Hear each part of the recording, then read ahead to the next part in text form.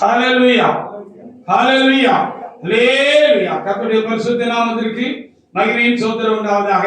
ஒரு பரிசுத்த நாளை இவாய் இலக்கமாய் கிருபையாய் தேவனாகிய எனக்கும் உங்களுக்கும் கூட கூட்டி கொடுத்திருக்கிறமைக்காக ஆண்டவராகிய தேவனுக்கு நானும் நன்றி செலுத்துகிறேன். தீர்க்கதரிசன புஸ்தகத்தில் ஒரு வசனம் உண்டு.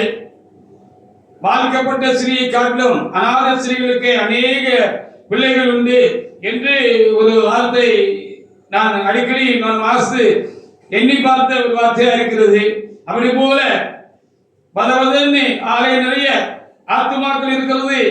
ஒரு வகையில ஆசீர்வாதம் என்று எண்ணப்பட்டாலும் நம்முடைய அடிமனமும் ஆலய நிரம்ப ஆத்துமாக்கள் வேண்டுமானவரே என்று வாஞ்சித்தாலும் விரும்பினாலும் தேடினாலும் நறுக்குன்னு 4 ஆத்துமாக்கள் இருந்தாலும் 4-5 ஆத்துமாக்கள் இருந்தாலும் அவர்கள் ஆவிக்குரியவர்களாக இருந்து ஒருவரோடு அன்பும் ஐக்கியம் உள்ளவர்களாக இருந்து தேவனிடத்திலும் மிகுந்த அன்பும் பற்றும் பாசமும் உண்மையும் உள்ளவர்களாக இருந்து உறுதி உள்ளவர்களாக இருந்து அவர்கள் ஒருமனப்பட்டு ஆராதனை செய்கிற பொழுது தேவனுக்கு உண்டாகிற மகிமையும் சந்தோஷமும், அதனால் அந்த கொஞ்சம் பேரா இருக்கிற அந்த கூடி இருக்கிற அந்த சிறுமந்தையா இருக்கிற ஜனங்களுக்கு உண்டாயிருக்கிற மிகுந்த சந்தோஷமும் ஆசீர்வாதமும் அது வேற லெவல் தான் அப்படின்னு இந்த காலத்துல சொல்லுகிறது போல அது வேற லெவல் தான். அப்படியே நாம் ஒரு சிலராக சிறுமந்தையாக கர்த்தருக்கு நாம் ஒருபணப்பட்டு ஒரு பரிசுத்த ஆராதனை செய்யக்கூடியான நல்ல ஒரு பாக்கியத்தை தேவனாகிய கர்த்தர் தாமே எனக்கும் உங்களுக்கும் தந்து என்னையும் உங்களையும் அவருடைய சமூகத்திலே அவருடைய பாதத்திலே கொண்டு வந்து அகமைகளை செய்து கொண்டிருக்கிற அன்பிற்காக நானும் இந்த ஆண்டவரை நான் என்ன செய்கிறேன், நன்றியோடு ஆண்டவருக்கு நான் ஸ்தோத்திரம் செலுத்துகிறேன். இந்த வேலையானது ஆண்டவர் நமக்கென்று இந்த காலத்துக்கு இந்த நாளுக்கென்று ஆண்டவர் நமக்கு வைத்திருக்கிறதான ஆவிக்குரிய ஆசீர்வாதங்களை பெற்றுக் கொள்கிற வேலையும் ஆவிக்குரிய மன்னாவினால் நம்முடைய ஆத்மாவை திருப்தி கொடுத்துக் கொள்கிற வேலையுமாக இருக்கிறது.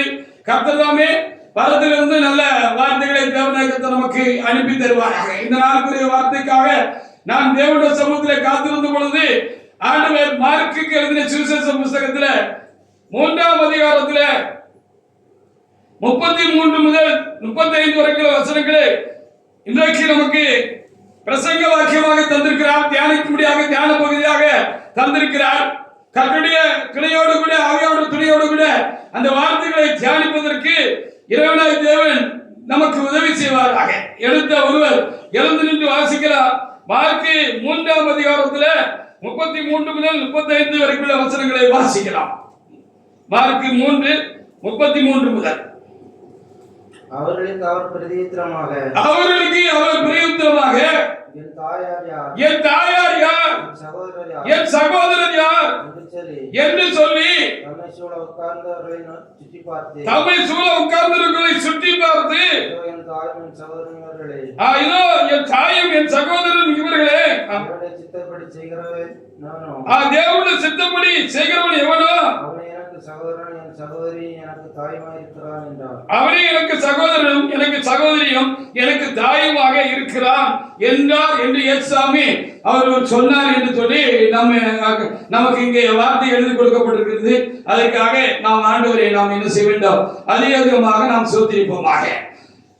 இங்கே ஆண்டவர் இந்த வசனத்தை சொன்ன ஆண்டவராகிய தேவன் கர்த்தராகிய இயேசு கிறிஸ்து இந்த வார்த்தையை ஏன் சொன்னார், எதற்கு சொன்னார், இந்த வார்த்தையை சொன்ன தேவன் நமக்கு இந்த வார்த்தையை கொண்டு நமக்கு சொல்ல வருகிறது என்ன சொல்ல வந்தார் என்பதை நாம் இன்றைக்கு தியானிக்க கர்த்தர் நமக்கு உதவி செய்வாராக. இந்த வார்த்தையை நாம் பார்க்கிற பொழுது திடீரென்று நமக்குள்ளே அப்படியே கேட்கிறவர்களுக்கு ஒரு கேள்வி உண்டாகும். நமக்கு உலக பிரகாரமான சகோதரர் இருக்கிறார்கள், சகோதரி இருக்கிறார்கள், தாய் தகப்பன் இருக்கிறார்கள், பிள்ளைகள் இருக்கிறார்கள், கணவர்கள் உண்டு, மனைவி உண்டு என்றெல்லாம் நம்ம இருந்திருக்கிறோம். அப்படியானால் இந்த தேவன் கொடுத்த இந்த உறவுகள் எல்லாம் அப்போ துச்சமானவைகளா, அதெல்லாம் குறைவானவைகளா? இந்த ஆவிக்குரிய இந்த உறவுதான் மேன்மையானதா என்று சொல்லி ஒரு கேள்வி எழலாம். கர்த்தர் என்ன சொல்ல வருகிறார் என்பதை நாம் கொஞ்சம் தியானித்து பார்த்தால் நலமாக இருக்கும். அவைகள் எல்லாம் ஆண்டவர் கொடுத்த ஆசீர்வாதம் தான். அவைகள் எல்லாம் நமக்கு இன்பமானவைகள் தான். அவைகள் எல்லாம் நமக்கு நல்லவைகள் தான், இல்லை என்று சொல்லவில்லை, குறைந்தவைகள் என்று சொல்கிறது கொண்டுவில்லை. ஆனாலும் ஆவிக்குரிய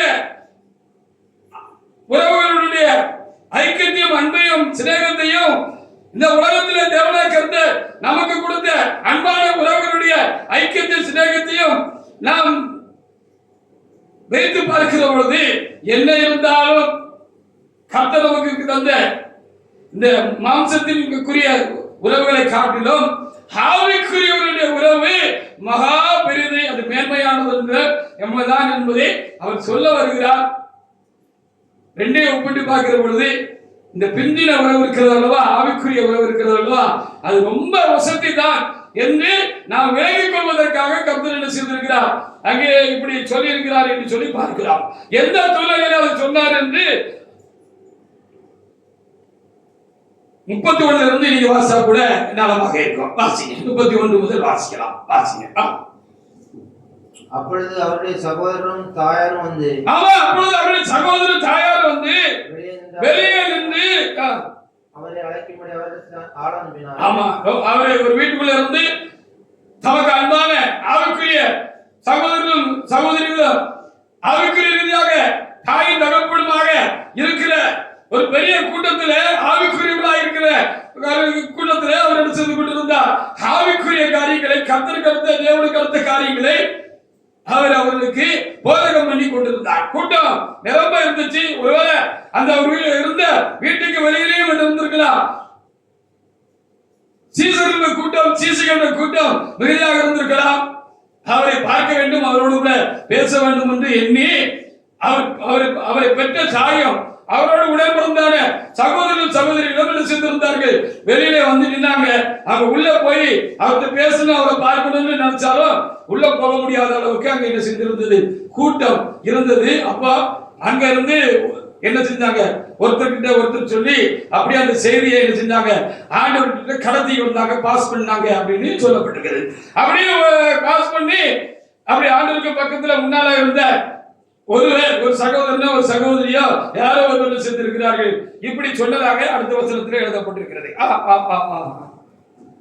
அவரை சுற்றிலும் உட்கார்ந்திருந்த ஜனங்கள் அவரை நோக்கி, இது உம்முடைய தாயாரும் உம்முடைய சகோதரன் வெளியே நின்று உம்மை தேடுகிறார்கள் என்றார். இவரிடத்தில் பேச வேண்டும் என்று வந்திருக்கிறார்கள் என்று மத்தேயு புத்தகத்தில் இருக்கிறது என்று எண்ணுகிறேன். அப்படி சொன்னார்கள். அப்படி சொன்னவர்கள் ஆண்டவர் இப்படி சொன்னார். ஹல்லேலூயா. அவர்களுக்கு அவர் பதிலாக என் தாயார் யார், என் சகோதரன் யார் என்று சொல்லி சுற்றி பார்த்து, ஆமா இவங்கதான் எனக்கு சகோதரன், இவங்கதான் என்னது சகோதரிகள், இவங்கதான் இதுல இருக்கிற அந்த பெரியம்மா தான் எனக்கு தாய் மாதிரி. ஹல்லேலூயா. என் தாயை காட்டிலும் பெருசு அப்படின்னு சொன்னார்னு வச்சுக்கோங்களேன். அப்படி சொன்னார் என்று சொல்லப்பட்டிருக்கிறது. ஏன் அப்படின்னு கடைசி வசனம் சொல்லுது. என்ன சொல்லுது, எதனால ஏற்றுக்கிறதுக்கு பெற்ற தாயை காட்டிலும் உடன்பிறந்த சகோதரரை காட்டிலும் சுற்ற இளஞ்சன பந்துகளை காட்டிலும் அருமையானவர்களை காட்டிலும் அவர் ஏன் ரொம்ப நெருக்கமானவர்கள் அவரு சுட்டி காட்டினார் அப்படின்னு சொன்னா என்ன காரணம்னு அவருக்கு கீழே எழுதியிருக்கிறார். ஹல்லேலூயா. தேவனுடைய சித்தப்படி செய்கிறவன் எவனோ, தேவனுடைய சித்தப்படி செய்கிறவன் எவனோ அவனே எனக்கு சகோதரனும், அவனே எனக்கு சகோதரனும், எனக்கு சகோதரியும், எனக்கு தாயுமாய் இருக்கிறார் அப்படின்னு சொல்ல. தேவ சித்தம் செய்கிறவர்கள் தான் ஆவிக்குரியவர்கள். ஹல்லேலூயா. தேவனுடைய சித்தம் எது என்று அறிந்து, எந்த காரியத்திலும் அறிந்து அதை சரியாய் தம்முடைய இதயத்தில் வைத்து எந்த காரியமா இருந்தாலும் சரிதான், இதில் தேவ சித்தம் என்ன என்பதற்கு இடம் கொடுத்து அந்த தேவ சித்தத்துக்கு தம்முடைய வாழ்க்கையை ஒப்பு கொடுத்து அந்த தேவ சித்தத்தின்படி யார் ஜீவிக்கிறார்களோ வாழ்கிறார்களோ, அல்லது நல்ல சொல்றதாக இருந்தா தேவ சித்தத்துக்காக வாழ்கிறவர்கள் இவர்களோ அவர்கள் தான் இயேசுவுக்கு என்ன செய்தார்கள், தாயும் மூத்தவர்களாக இருந்தா தாயும் தகப்பனும் என்று அவர் சொன்னார். கொஞ்சம் இளையவர்களா இருந்தா சகோதரன் சகோதரியும் பிள்ளைகளுமாக இருக்கிறார்கள் என்று சொன்னார் என்று சொல்லி பார்க்கலாம். ஆண்டுடைய பிள்ளைகளே, உலக உறவுகளை காட்டிலும் உண்மையிலே ஆவிக்குரிய உறவு மேன்மையானதுதான். 2 பேர் ஆவிக்குரியவர்களாக இருப்பார்கள் என்று சொன்னார். அவருடைய சொந்த பந்தங்களை காட்டிலும் நெருங்கிய உறவுகளை காட்டிலும் அவர்கள் இருவருக்கும் இருக்கிற நெருக்கமும் ஐக்கியமும் அன்பும் ரொம்ப நிறைவுள்ளதாக இருக்கும், ரொம்ப பெருசாக இருக்கும். இதை காட்டிலும் அது வசதி தான் இல்லை என்று ஆவிக்குரியவர்களாக இருக்கிறவர்களுக்கு அந்த அனுபவத்தினால் அவர்கள் அறிந்திருக்கிறார்கள். வீடு வரை உறவு, வீதி வரை மனைவி, காடு வரை பிள்ளை, கடைசி வரை யாரோ என்று ஒரு தத்துவ ஞானி உலகத்திலே பாடி வச்சுட்டு போயிருக்கான்னு வச்சுக்கோங்களேன். வீடு வரை உறவு, வீதி வரை மனைவி, காடு வரை பிள்ளை, கடைசி வரைக்கும் நம்ம கூட யார் வருவான்னு ஒரு கேள்வி எழுப்பிட்டு அந்த கவிஞன் போயிருக்கிறான். தத்துவ ஞானி ஒரு கவிஞன் போயிருக்கிறான். நம்ம மனுஷி போனதும் செய்யுங்களேன், எல்லாரும் சுத்தம் முத்தம் எல்லாரும் வந்து கூவை கூவையில் அழுவாங்க தானே. நம்மளும் அழுதுருக்கிறோம் தானே. நமக்கு அருமையானவங்க, ரொம்ப நெருக்கமானவங்க, நமக்கு அன்பான உறவுகள் நம்மளை விட்டு பிரிஞ்சு போன பொழுது நம்மளும் கூவை கூவையில் என்ன செஞ்சிருக்கிறோம், அழுதுருக்கிறோம், கண்ணீர் வடிச்சிருக்கிறோம். எது வரைக்கும், எத்தனை நாளைக்கு அவங்க கூட போக முடியாது தானே, போயிடுவோமா? அதான் வீடு வரை உறவு. மனைவி என்ன செய்வாங்க, வாசல் வரைக்கும் வருவாங்களா, வாசல் வரைக்கும் வருவாங்களா. பிள்ளைகள் என்ன செய்வாங்க, அந்த இடுகாட்டு வரைக்கும், அந்த சுடுகாட்டு வரைக்கும், அந்த புதைக்கிற வரைக்கும் வருவாங்க. இப்போ இந்த உறவுகளை எல்லாம் விட்டுட்டு அந்த மனுஷன் போறா, அல்ல நான் போறேன் நீங்க போறீங்க, நம்ம கூட யார் வருவா அப்படின்னு எழுந்த கேள்வி அதுக்கு அந்த கவிஞனுடைய உள்ளத்தில் எழுப்பி இருக்கிறது. யார் வருவா சொல்லுங்க பாப்பா. எதனால ஆவிக்குரிய உறவு, தேவனோடு கூட ஐக்கியம், தேவனோடு கூட ஐக்கியமா இருக்கிறதால ஒரு தேவனுடைய மனுஷனோட, தேவனுடைய பிள்ளையோடு நம்முடைய உறவும் ஐக்கியமும் எதனால் உசதி பெறுகிறது, இதை காட்டு பெருசு என்று சொல்லுகிற பொழுது அது மரணத்துக்கு பின்பு நம்ம கூட வரும். ஹல்லேலூயா. அது மரணத்துக்கு பிற்பாடு அது நம்ம கூட வரும். இந்த உறவுகள்லாம் மரணத்து வரைக்கும் கூட தொடருமான்னு சொல்ல முடியாது. ஆண்டவர் சொன்னது போல இந்த கடைசி நாட்கள்ல சுவாப அன்பு மறைஞ்சு போச்சுன்னு சொல்லலாம். இல்ல, சுவாப அன்பு இல்ல. ஒருவர் மேல் ஒருவர், உறவுகள் மேல் நாம் வைக்கிற அன்பு ரொம்ப குறைஞ்சு போச்சு, இல்லாம போயிட்டுன்னு சொல்லலாம். பெற்றோர்களுக்கும் பிள்ளைகளுக்கும் ஒரு சுகமான உறவில்லை, கணவனுக்கும் மனைவிக்கும் ஒரு சுகமான உறவில்லை. இப்படி எந்த உறவு எடுத்து பார்த்தாலும் இன்றைக்கு ஒரு சுகமான ஒரு நெருக்கமான அன்பு, ஒரு ஐக்கிய உறவு இன்னைக்கு உலகத்தில் உண்டாயிருக்கு அப்படின்னு சொன்னா அது ரொம்ப ஒரு வருத்தமான ஒரு காரியமாகத்தான் இருக்கிறது என்று சொல்லி பார்க்கலாம். ஆனால் நாம் ஆவிக்குரியவர்களாக இருந்தோம் என்று சொன்னால், நானும் நீங்களும் ஆவிக்குரியவர்களாக இருந்தோம் என்று சொன்னால் நாம் எப்பொழுதும் ஐக்கியமாக, அன்பாக, ஒற்றுமையாக இருப்போம். குறை நிறைகள் நம்முடைய வாழ்க்கையில வரலாம், ஏதோ ஒருத்தருக்கு ஒருத்தர் குறை வச்சிடலாம். ஆனால் நாம் ஆவிக்குரியவர்களாக இருப்போம் என்று சொன்னால் நாம் ஒருவரை விட்டு ஒரு பிரியாதபடிக்கு நாம் எப்பொழுதும் ஐக்கியமாக, அன்பாக இருக்க முடியும். இந்த உறவு இங்கேயோடு முடிந்து போவதில்லை, மோட்சத்திலும் நித்திய காலமாக என்ன செய்யும், இந்த உறவு தொடரும் என்பதனால்தான் ஆண்டவர் என்ன சொன்னார்.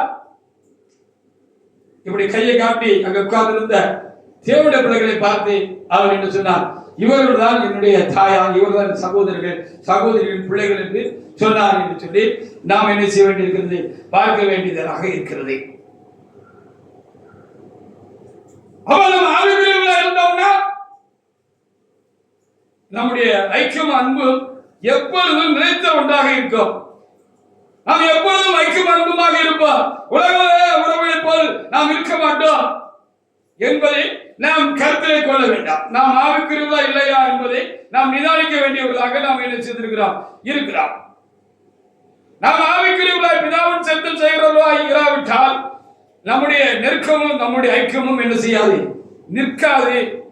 நாம் உலக மாம்ச அன்பு பிரிந்து போகிறது போல நாமும் என்ன செய்வோம், பிரிந்து போகிறவர்களாக நாம் இருப்போம் என்று மத்தேயு 10ஆம் அதிகாரத்திலே 35வது வசனத்திலே என்ன செய்யப்பட்டிருக்கிறது, நமக்கு எழுதி கொடுக்கப்பட்டிருக்கிறது. மத்தேயு 10 உலக உறவுகள் எல்லாம் குறைவுள்ளது என்று சொன்னால் அது மாறிவிடும், மறைந்துவிடும், பிரிந்துவிடும் என்று சொல்லி நாம் அறிந்திருக்கிறோம், பாடவும் கூட செய்கிறோம் இல்லையா. வாசிக்க 35 எப்படி எனில் மகனுக்கும் தகப்பனுக்கும் அவளுக்கும் தாய்க்கும் மருமக்களுக்கும் மாமிக்கும் பிரிவினை உண்டாக வந்தேன். அப்படி எடுக்குது. கருத்து என்னன்னு சொன்னா, வீட்டில் இருந்த 5 பேர் இருக்கிறீங்க, ஒரு குடும்பம் இருக்கு அப்படின்னா, நம்ம ஆவிக்குரியவங்களா இருந்தா அவங்க ஆவிக்குரியவங்களா இல்லைன்னா நமக்கு அவங்களுக்கும் கருத்து வேறுபாடு வரும், ஒத்து போகாது அப்படின்னு சொல்லி அர்த்தம். ஹல்லேலூயா! நமக்கு அவங்களுக்கு கருத்து வேறுபாடு வரும், ஒத்து போகாது என்று சொல்லி அர்த்தம். அப்ப ஆவிக்குரியவர்கள் சொல்லிக்கிட்டு நம்ம ஒரே கூட்டத்தில் இருந்து கர்த்தருக்கு ஆராதனை செய்து நமக்கு ஒருவருக்கு ஒத்து போகல அப்படின்னு சொன்னா இதுல யாரோ ஒருவர் ஆவிக்குரியவராக நடந்து கொள்ளவில்லை என்று சொல்லி அர்த்தம். ஹல்லேலூயா! இந்த உலக உறவுகளை காட்டிலும் ஆவிக்குரியவர்களாக இருக்கிறவருடைய உறவும் ஐக்கியமும் சிநேகமும் அன்பும் நெருக்கமும் நிலைத்திருக்கும் என்பதனால்தான் ஆண்டவர் என்ன சொன்னார்? இந்த மார்க்கை 3:33-35 கர்த்தர் என்ன செய்தார்? அதை சொல்லிட்டு போயிருக்கிறார். சொல்ல வந்தது என்னன்னா, உலக உறவு காட்டிலும் ஆவிக்குரியவர்களாக இருந்தார்கள் சொன்னால், ஆவிக்குரியவர்களாக இருக்கிற ஒரு கூட்டத்தாருடைய உறவு, அது 2 பேருக்கு இடையில உறவு, அது நிலைத்த ஒன்றா இருக்கும், அது மரண பரியந்தம் நிற்கும், மரணத்துக்கு ஒரு பாடம் தொடரணும். அதனால தேவ சித்தன்படி செய்கிறவர் தான் ஆவிக்குரியவர்கள். நாமும் தேவ சித்தம் செய்வதாக தான் நாம் ஆவிக்குரியவர்களாக இருப்போம், நம்முடைய அன்பு மைக்கும் நிலைத்திருக்கும் என்பதை அவர் சொல்ல வந்தார் என்பதுதான் அதில் ஒரு முக்கியமான ஒரு காரியமாக இருக்கிறது. நாம் ஆவிக்குரியவர்களாக இருந்தா நாம எப்பவும் ஐக்கியமா அன்பா ஒற்றுமையாக இருக்க முடியும். ஹல்லேலூயா! ஆனா நம்ம ஆவிக்குரியவங்களா இல்லைன்னா, ஆவிக்குரிய சபையில இருந்தாலும் ஆவிக்குரிய கூட்டம் நம்மளை சொல்லிவிட்டாலும் நமக்குள்ள என்ன செய்ய முடியாது, அந்த ஒன்றித்த தன்மை இருக்காது, மனம் சேர்ந்து இருக்கக்கூடிய ஒரு அனுபவம் இருக்காது. ஹல்லேலூயா! மனம் பிரிஞ்சு இருக்கும், ஒன்னா இருந்தாலும் ஒன்னா இருக்க மாட்டோம். இந்த ஒன்றிச்ச அனுபவம், மனம் சேர்ந்து இருக்கக்கூடிய அனுபவம் இருக்காது. பாருங்க, இப்போ ஒரு பாத்திரத்துல தண்ணீரை ஊத்திருக்கிறீங்க, அதுல எண்ணெயை கொண்டு ஊத்துங்க, எந்த எண்ணெயும் ஊத்துங்க, நீங்க எவ்வளவுதான் நல்ல அதை கலக்குங்க, அது தெரிஞ்ச பிறகு பாத்தீங்கன்னா தண்ணி வேற என்ன வேற தனித்தனியா தண்ணி. அப்போ நாமும் ஆவிக்குரியவர்களாக இருந்தால்தான் ஒருவரோடு ஒருவர் ஐக்கியம் உள்ளவர்களாக இருக்க முடியும். ஆவிக்குரிய இல்லைன்னா, ஆவிக்குரிய ஒரு மனுஷனோ ஆவிக்குரிய ஒரு தேவனுடைய பிள்ளையோ பிதாவின் சித்தம் செய்கிற ஒருவர் தான் ஆவிக்குரியவர் என்று சொன்னேன். அவர்கள் 2 பேரும் ஒரே இடத்துல இருந்தாலும் ஒன்னா இருந்தாலும் அவர்கள் என்ன செய்ய முடியாது, அவர்கள் சேர்ந்து மனதளவில் ஐக்கியமாக அன்பாக ஒன்றாக இருக்க முடியாது. இதான் ஆண்டவர் என்ன சொன்னார்? மத்தேயு 10:35 சொன்னார், எப்படி மகனுக்கும் தகப்பனுக்கும் மகளுக்கும் தாய்க்கும் மருமகளுக்கும் மாமிக்கும் பிரிவினை உண்டாக்குகிறேன். ஒருவர் ஆவிக்குரியவராக இருக்கிறார், கர்த்தருடைய சித்தத்தை முன்வைத்து தன் வாழ்க்கை அமைத்துக் கொண்டவராக இருக்கிறார், அதுபடி நடக்க அவர் உறுதி உண்மையுள்ளவராக இருக்கிறார். கூட இருக்கிற இன்னொரு வரவு அப்படி இருந்தா முடியாது. சரி, நாமே ஒருவருக்கு ஒருவர் ஆவிக்குரியவங்களா இல்லைன்னா நமக்குள்ளே நாம் ஒருவருக்கு ஒரு ஐக்கியமாக என்ன செய்ய முடியாது, இருக்க முடியாது என்பதையும் நாம் அந்த வேத பகுதி நமக்கு சொல்லுகிறது என்று சொல்லி நம்ம என்ன செய்ய வேண்டியிருக்கிறது, பார்க்க வேண்டியது இருக்கிறது. 1 யோவான் 2:19 நீங்க இப்ப வாசி பாருங்க. அப்ப நம்ம 2 பேரும் கொஞ்சம் பேரும் இல்ல ஒரு கூட்டமா இல்ல பெருங்கூட்டமா இருக்கிறோம் என்று சொன்னால் ஆவிக்குரியவர்களாக இருக்கிறதுடைய மேன்மையை தான் ஆண்டவர் என்ன சொல்றார்? இந்த வெளியில் இருக்கிற எங்க தாயை விடவும் என் சகோதரரை விடவும் சகோதரிகளை விடவும் எனக்கு சுத்தமும் நட்புமா இருக்கிறவர்களை விடவும் இவங்க தான் எனக்கு ரொம்ப நெருக்கமானவங்கன்னு சொன்னார். அதான் அதனுடைய பொருள். ஹல்லேலூயா! இவங்க தான் எல்லா வகையிலும் மனதளவிலும் என்னோடு கூட என்ன செய்கிறார்கள், ரொம்ப நெருக்கமாக ஐக்கியமா இருக்கிறார்கள். ஏனென்று சொன்னால் நானும் பிதாவின் சித்தம் செய்கிறவர், அவர்களும் பிதாவின் சித்தம் செய்கிறவர்களாக இருக்கிறார்கள். அதுபடினால் நாங்க அந்த உலக உறவை காட்டிலும் எங்களுக்குள்ள உள்ள நெருக்கம் ரொம்ப அதிகம் ஜாஸ்தி அப்படின்னு அவர் சொன்னார் என்று சொல்லப்பட்டிருக்கிறது. அதை காட்டில் பெருசுன்னே சொல்ல வந்தார். அதுக்காக ஆண்டவருக்கு அதான் நிச்சயம்னு சொல்ல வந்தார். வாசிங்க 1 யோவான் 2:19 ஒரு தேவனுடைய வாசிக்கலாம். அவர்கள் நம்மை விட்டு பிரிந்து போனார்கள். ஏன் என்ன சொல்ல எழுதிருக்கிறது? வாசிங்க. அப்ப ஆவிக்குரியவங்க, ஆவிக்குரிய சபைக்காரங்க, ஆவிக்குரிய சபையில இருக்கோம் அப்படின்னு சொன்னா, ஆவிக்குரிய சபையில எதுக்கு பிரிவினை வருகிறது என்று சொன்னா, இருக்கிறவங்க ஆவிக்குரியவங்களா இல்லைன்னா பிரிவினை வரும். ஹalleluya. அப்ப கர்த்தர் சொன்ன மேன்மையான நிலை நம்மிடத்துல இல்லை என்று சொல்லி அதுக்கு அது கருத்தா இருக்கிறது. ஆண்டவர் இப்படி சொல்லியிருக்கிறார்ப்பா, ஆண்டவர் இப்படி சொல்லியிருக்கிறார்ப்பா. மகளே மகனே, சகோதரனே சகோதரியே, என் தாயே, ஆண்டவர் இப்படி சொல்லியிருக்கிறார்ப்பா. ஆண்டவர் இப்படிதான் செய்யணும்னு சொல்லியிருக்கிறாரப்பா. ஆண்டவர் இப்படிதான் நடக்கணும்னு சொல்லியிருக்கிறாரப்பா. ஆண்டவர் இப்படிதான் போன இப்படிதான் வரணும்னு சொல்லியிருக்கிறாரப்பா. ஆண்டவர் இப்படிதான் உடுத்திக்கணும்னு சொல்லியிருக்கிறாரப்பா. ஆண்டவருக்கு இப்படிதான் ஆராதனை செய்யணும்னு சொல்லியிருக்கிறாரப்பா. சகோதரர் சின்ன இப்படிதான் இருக்குன்னு ஆண்டவர் சொல்லியிருக்கிறாரப்பா. நம்ம ஒருவருக்கு அநியாயம் செய்யக்கூடாதுன்னு ஆண்டவர் சொல்லியிருக்கிறாரப்பா. ஒருவருக்கு விட்டு கொடுத்து போகணும்னு ஆண்டவர் சொல்லியிருக்கிறாரப்பா. ஒருவருக்கு மன்னிக்கணும்னு ஆண்டவர் சொல்லியிருக்கிறாரப்பா. அப்படின்னு நமக்கு சொன்னா அப்படியே தலைமையில ஏற்றுக்கிட்டு செரிங்க ஆண்டவரையும் சொல்லி செரிங்க போதகரையும் சொல்லி அப்படி நடக்கிறவங்க தான் பிதாவின் சித்தம் செய்கிறவர்கள். அவர் தான் ஆவிக்குரியவர்கள். இதுல நீங்கள் நானும் குறைவுள்ளவர்களாக முறைப்பட்டவர்களாக இருந்தால் இந்த உலக உறவை காட்டிலும், பெற்ற தாயை காட்டிலும், உடன்பிறந்த சகோதரை காட்டிலும், கட்டிய புருஷனை காட்டிலும், வீட்டுக்கு வந்த மனைவி காட்டிலும், பிள்ளைகளை காட்டிலும் இவங்கதான் ரொம்ப நெருக்கமான உறவு என்று சொல்கிறது. இங்க அடிபட்டு போகுது, அடிபட்டு போகும். ஹalleluya. நம்ம அப்படி இருக்கக்கூடாதுங்கிறதுதான் இந்த வேத வாக்கியம் சொல்லுது. அதனாலதான் பிரிவினைகள் உண்டாகிறது, நமக்குள்ளே சச்சரவுகள் உண்டாகிறது, சண்டை உண்டாகிறது.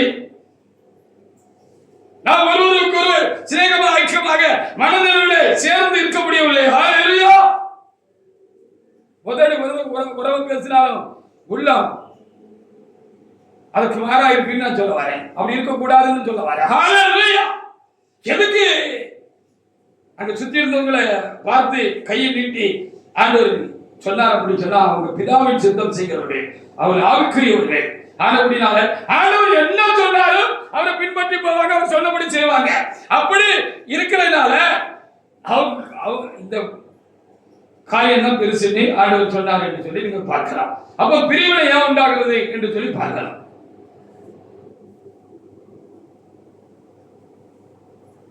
ஆவிக்குரியவங்க கூட எப்பவும் ஐக்கியமா இருக்கலாம். ஹalleluya. நீங்களும் ஆவிக்குரியவங்க, நானும் ஆவிக்குரியவன் சொன்னா நம்ம கடைசி வரைக்கும் ஐக்கியமா இருப்போம். உலக உறவு போல பிரிகிறதும் சேர்க்கிறதும் போகிறதும் வருகிறதும் இல்லது நிரந்தரமாக மகிழ்ச்சி வியாபாரி ஆகிவிடமான காரியங்கள் இருக்காது. ஹalleluya. ஏன்னா நீங்களும் ஆவிக்குரியவங்க, நானும் ஆவிக்குரியவங்க. நீங்க ஒவ்வொருவரும் ஆவிக்குரியவர்களா இருந்தால் அந்த ஐக்கியம் எப்பொழுதும் உறுதியுள்ளதா இருக்கும். அங்க பிரிவினைக்கோ சண்டை சச்சரவுகளுக்கோ வேதனைகளுக்கோ வேறுபாடுகளுக்கோ அங்க என்ன செய்யல இடம் இல்லை. அதனால ஒருவரை விட்டு ஒருவர் என்ன செய்ய மாட்டோம், நாம் பிரிச்சு போக மாட்டோம். எப்பொழுதும் நாம் ஐக்கியமாக இருப்போம். அதனாலதான் ஆவிக்குரிய உறவு ரொம்ப பெருசு அப்படின்னு ஆண்டவர் என்ன செஞ்சாரு சொல்லி இருக்கிறாரு சொல்லி பார்க்கலாம். அப்போ ரெண்டு பேரும் ஆவிக்குரியவங்களா இருந்தா அவங்க உறவு கடைசி வரைக்கும் நினைச்சிருக்கும். சரிதானா? இடையில பிச்சுக்கிட்டு போகாது, இடையில பிச்சுக்கிட்டு போகவே போகாது. ஹalleluya. ஆண்டவருக்கு நமக்கும் ஒரு ஆவிக்குரிய ரிலேஷன்ஷிப் சரியா இருக்கும் என்று சொன்னார். ஆவிக்குரியவன் யாரு? நான் சொன்னல கொஞ்ச நேரத்துக்கு முன்னால பட்டியல் போட்டல, அது மாதிரி ஆண்டவர் சொல்லியிருக்கிறார், ஆண்டவர் சொல்லியிருக்கிறான்னு சொன்னா ஆண்டவர் சொல்லுகிறத செய்கிறவர்கள் தான் ஆண்டவர் சித்தம் செய்கிறவர்கள். அவர் அப்படிப்பட்ட ஒரு நிலைக்குள்ளாக, ஒரு ஆவிக்குரிய நிலைக்குள்ளாக ஒருவர் இருக்கிறார் என்று சொன்னால் முதல்ல ஆண்டவருக்கு அவருக்குள்ள ரிலேஷன்ஷிப் ஒரு காலத்திலும் என்ன செய்யாது, பிச்சுக்கிட்டு போகாது. அங்க இடைவெளி கேப் உண்டாகாது. ஒரு ஆண்டவர் விட்டு இந்த மனுஷன் போக மாட்டான், ஆண்டவர் கூட இருப்பான். ஹalleluya. இவன் தான் ஆவிக்குரியவன், இவன் தான் பிதாவின் சித்தம் செய்கிறவன், தேவ சித்தம் செய்கிறவன். அப்ப நீங்க அப்படி இருக்கீங்கன்னு வச்சுக்கீங்களேன், எதுனாலும் சரி ஆண்டவர் என்ன சொல்லியிருக்காரோ அதுபடி நான் நடக்கணும். அதான் ஆவிக்குரிய தன்மை. அப்படிங்கிறதுல நீங்க ரொம்ப உறுதியை தெளிவா இருந்தீங்கன்னு சொன்னீங்களா, நாமும் ஒருவரோட ஒருவர் எல்லா காலத்திலும் ஐக்கியமா இருப்போம். ஹalleluya.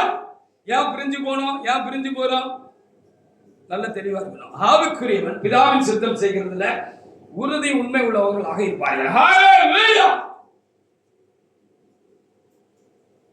ரெண்டு பேரும் ஆவிக்குரியவங்களா இருக்கிற வரைக்கும் ஐக்கியமா இருப்பாங்க. ஏன்னா அது உலக உறவை கருத்து மேன்மைன்னு ஆண்டவர் சொல்லியிருக்கிறாரு. அதுல ஒருவர் ஆவிக்குரிய நிலைய தன்மையை விட்டுட்டாங்கன்னு வச்சுக்கங்களேன், கொஞ்சம் மாம்சம் உள்ள சொருவிட்டுன்னு வைங்களேன், நம்முடைய சுயம் உள்ள சொருவிட்டுன்னு வைங்களேன், அங்க ரெண்டு பேரும் ஒற்றுமையா இருக்க முடியாது. உங்களுக்கு விளங்குதா? ஒருவர் ரெண்டு பேரும் ஆவிக்குரியவங்களா இருந்தவங்க திடீர்னு ஒருவர் அப்படியே அதை மெயின்டைன் பண்ணிட்டு போறாரு, ஒருவர் திடீர்னு அவருக்குள்ள திடீர்னு சுயம் உள்ள நுழைஞ்சிருது, சொருவிருது அப்படின்னு வச்சுக்கோங்களேன், ரெண்டு பேரும் சேர்ந்து பயணிக்க முடியாதுன்னு சொல்லப்படுங்க. ஆவிக்குரியவனும் மாம்சத்துக்குரியவனும் சேர்ந்து பயணிக்க முடியாது. ஹல்லேலூயா. அப்ப நம்ம ஒருவரை விட்டு நான் பிரிந்து போகிறோம் என்று சொன்னால், நாம் ஆவிக்குரியவர்களாக இருந்தபடினால் நாம் பிரிய வேண்டிய சூழ்நிலை வந்து விட்டதா, அல்லது மாம்சத்துக்குரியவர்களாக இருந்தபடினால் அவர்கள் பிரிந்து போனார்களா என்பதை நம்ம தெளிவா வச்சுக்கிடணும். ஹல்லேலூயா. ரெண்டு பேரோ ஒரு கூட்டமோ ஒரு முழு சபையோ அவர் ஆவிக்குரியவர்களாக இருந்தால் அவர்கள் ஒரு காலம் ஒருவர் விட்டு பிரிய வேண்டிய சூழ்நிலை வராது. ஆனால் ஒருவர் ஆவிக்குரிய நிலையை தன்னை விட்டுவிட்டு மாம்சத்துக்கு இடம் கொடுத்து விட்டார்கள் என்று சொன்னார், சுய காரியங்கள் உள்ளே நுழைந்து விட்டது என்று சொன்னால் ரெண்டு பேரும் ஐக்கியமாக இருக்க முடியாது. எதுக்காக? அப்போ நம்ம அதை மெயின்டைன் பண்ணிக்கிட்டோம், அதை சரியா காப்பாற்றி விடணும். அப்பதான் நம்ம ஒருவரோட ஒரு நிச்சயம் பண்ணோம், எல்லா காலங்களிலும் ஐக்கியமா இருக்க முடியும். அது வேதத்துல ஒரு பகுதி நமக்கு காண்பிக்கிறது என்று சொல்லி பார்ப்போம். அப்போஸ்தலர் 15:39 ஒருவர் வாசிக்கலாம். அப்போஸ்தலர் 15:39.